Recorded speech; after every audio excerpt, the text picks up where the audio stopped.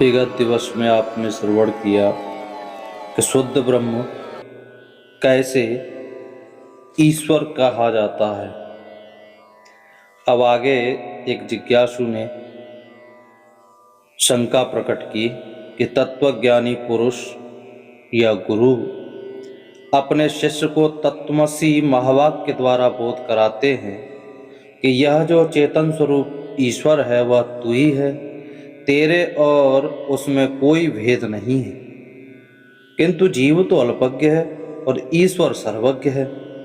जीव अहंकार युक्त है तथा ईश्वर अहंकार रहित है। फिर इन दोनों में एकता कैसे हो सकती है? इसमें अभेद संबंध कैसे हो सकता है? क्योंकि दोनों विरुद्ध धर्म वाले हैं। ऐसी शंका जिज्ञासु ने उठाई।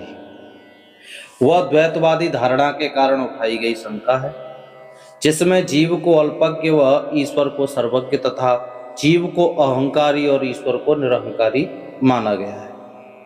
दोनों को इसी कारण से भिन्न माना गया है, जबकि अद्वैत की मान्यता अनुसार दोनों में एक ही चेतन तत्व है, जिसे समष्टि में ईश्वर तथा शरीर में आत्मा कहा जाता है। दोनों भिन्न चेतनाएं नहीं हैं। जीव चेतना में अहंकार पैदा होने से वह अपने को ईश्वर से भिन्न मानने लगता है, जो एक भ्रांति मात्र है। अहंकार के कारण ही उसे जीव कह दिया जाता है, जो उसकी एक उपाधि मात्र है। जिस प्रकार मंत्री की कुर्सी पर बैठने वाला व्यक्ति वह मंत्री कहलाने लगता है, और जब उस मंत्री की कुर्सी से वो रहित हो जाता है तो वह पुनः सामान्य व्यक्ति हो जाता है। उसी प्रकार अहंकार के कारण ही उसकी जीव संज्ञा हो जाती है, और तथा अहंकार मिटने पर वह पुनः शुद्ध चेतन ब्रह्म स्वरूप ही है, जो ईश्वर से भिन्न नहीं है।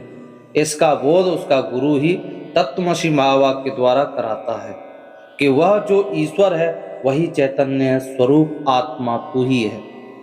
तूने मात्र अहंकार वश अपने को उससे भिन्न मान रखा था, जो एक भ्रांति मात्र थी। इस भ्रांति का त्याग करना ही अद्वैत का अनुभव है।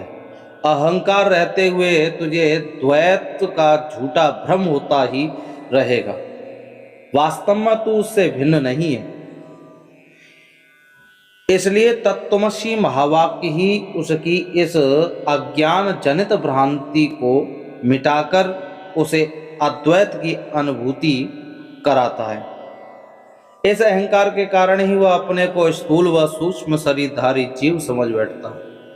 इसलिए वह त्वम पद उसका वाचार्थ है, अर्थात तू, और शुद्ध चैतन्य आत्मा ईश्वर तत्व व ईश्वर आत्मा का लक्षार्थ है। दोनों एक ही तत्व हैं। ऐसा भाव है कि यह ज्ञान समाधि अवस्था में गुरु द्वारा कराया जाता है, तभी उसकी द्वैत संबंधी भ्रांति का निराकरण होता है, अन्य किसी विधि से नहीं होता। ईश्वर भी उपाधि युक्त है। उसकी उपाधि है सर्वज्ञ, निरहंकारी आदि। इन उपाधियों से युक्त शुद्ध चैतन्य को ही ईश्वर कहा जाता है। इस प्रकार तत्व पद उस ईश्वर का ही वाच्यार्थ है, जबकि इन उपाधियों से रहित शुद्ध चैतन्य तत्व एक ही है, जिसे हम लोग ब्रह्म कहते हैं। यह तत्पद उस शुद्ध चैतन्य का लक्षार्थ है। इस प्रकार जीव एवं ईश्वर शुद्ध चैतन्य ब्रह्म में चेतना के स्तर पर कोई भेद नहीं है, किंतु इन उपाधियों के कारण ही तीनों में भेद की प्रतीति होती है। ये तीनों भिन्न हैं। इस भिन्नता की प्रतीति का कारण एकमात्र ज्ञान है, जिसके निराकरण से ही अभेद का ज्ञान होता है। इस उपाधि भेद को लेकर ही तत्व व त्वम पद का प्रयोग किया गया है, कि जिसे तू अपना स्वरूप मान बैठा है वह तू नहीं है, बल्कि तू वही एक शुद्ध चेतन तत्व है, जो ईश्वर अथवा ब्रह्म है। अभेद की प्रतीति कराने के लिए ही इस पद का प्रयोग किया गया है। जिससे साधक की यह झूठी प्रतीति मिट जाए, वह अपने सत्य स्वरूप का ज्ञान उसे हो जाए। इस सत्य ज्ञान के लिए ही यह गुरु वाक्य महत्वपूर्ण है, जो समाधि की अवस्था में दिया गया है। अंतिम उपदेश है जिससे उसे अद्वैत का अनुभव होगा। इसी से उसे अभेद की प्रतीति होती है, केवल साधना से यह संभव नहीं है। ज्ञान दो प्रकार का है, एक संसार से ज्ञान है, जिसे संसार के भोग प्राप्त होते हैं। भोग भी जीवन में आवश्यक है, जिनके बिना संसार में जीवित ही नहीं रहा जा सकता है। किंतु यह भोग की वृत्ति जब अपनी सीमा का उल्लंघन कर, अपनी मर्यादाओं को छोड़कर अन्य के हितों की उपेक्षा करके प्राप्त किया जाता है, तो यह मानवता का अभिशाप बन जाता है। इससे व्यक्ति स्वयं अशांत एवं पतित होता है। उसे बार बार जन्म मरण के चक्र से गुजर कर बार बार कष्ट भोगना पड़ता है।